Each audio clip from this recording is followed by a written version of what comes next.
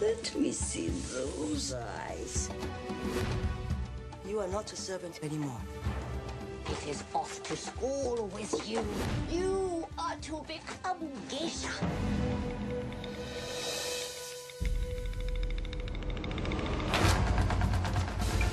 We do not become geisha to pursue our own destinies.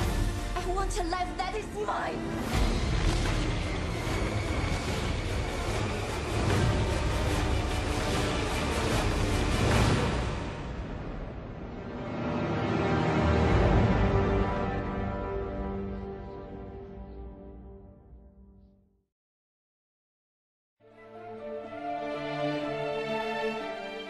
The movie takes place before and after World War II, as there were mentions of Emperor Hirohito and the war, as well as Japanese cities being bombed, most notably the Hiroshima bomb. Before World War II, Japan was under a period called the Showa, where it was a democracy.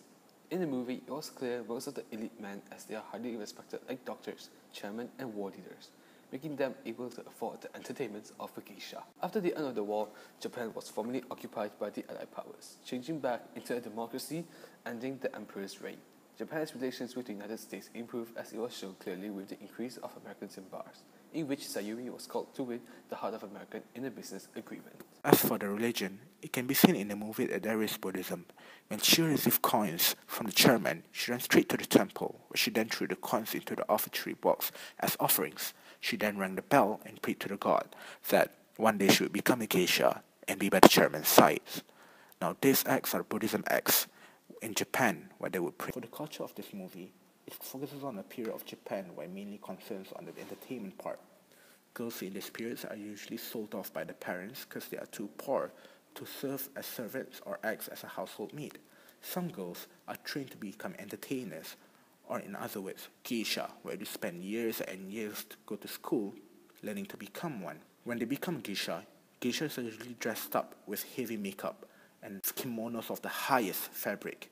The geishas are hired to perform fan dancing and tea pouring, where they will later be bid between the elite Japanese men, where the geishas will be assigned to serve the highest bidder. The geishas usually serve the war commanders or samurai, but in the movie, geisha serves men who are in high position like doctors, chairmen, war leaders, most probably due to the high income. Geishas wear their hair differently according to their level, and hair ornaments known as kanzashi vary upon the seasons.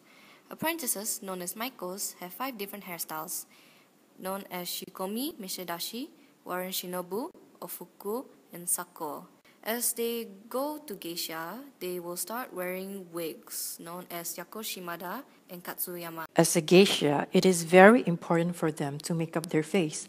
This is to create an illusion for the men. Geishas have a distinct look. They are usually portrayed as white ceramic skin, thin eyebrows, red lips, eyes lined in black, and a hint of red in the outer corner of their eyes. The geishas go through the makeup process every day without getting any help from their elder sister, the geisha who takes her under her protective wig, or the okasan, which is the owner of ukiya they are part of. The reason why they paint their face is to tell everyone that her beauty is now in her maturity and art, or as known as gay, rather than her appearance.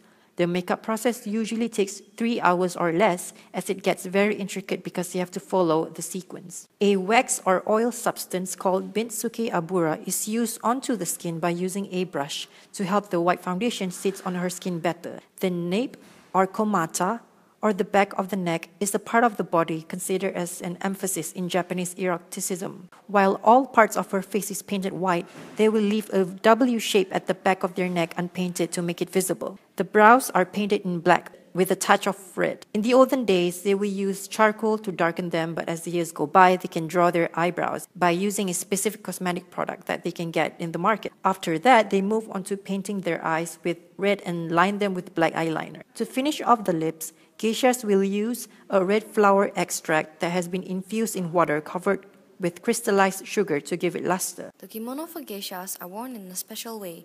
They expose their neckline unlike usual kimonos.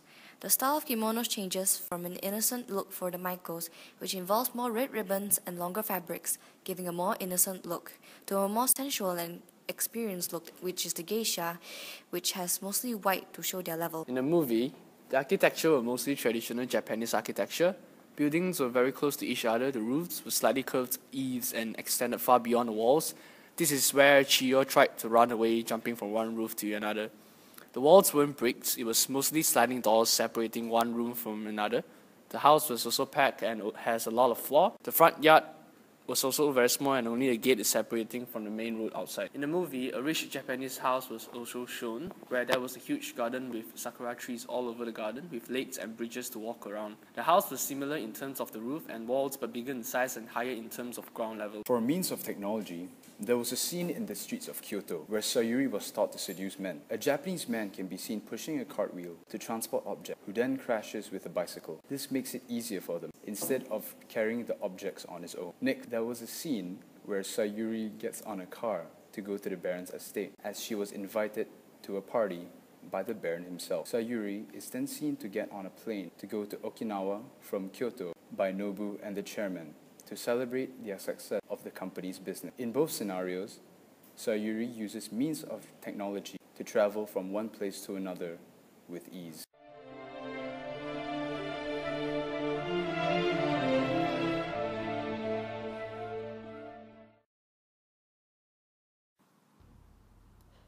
Hello, welcome to the makeup tutorial. So we're going to show you on how to look like a proper geisha. Firstly, we use white face paint as the foundation or as the base for the face. We use sponge and we blend it out. But first, beforehand, we had to block his eyebrows by using glue. We did that earlier. We didn't record it, but we did it earlier. So as you can see, we blend it out. Even on the neck, we also had to blend it out so that it looks as natural as possible. So this is the neck part. As you can see, we drew a W shape. As you may know that that part is actually sensual. And here is us drawing the lips. We drew the lips to make it as natural as possible. We use red lipstick and we use a flat ink brush. Yeah, and that's me just trying to, shape it out so it looks natural and nice and luscious. We also use lipstick for the inner corner because we are very cheapskates. We don't have money to buy proper eyeshadow, so we had to use lipstick. And we also use black eyeliner, and we lined his eyes so that it looks nicer. And that's the brows.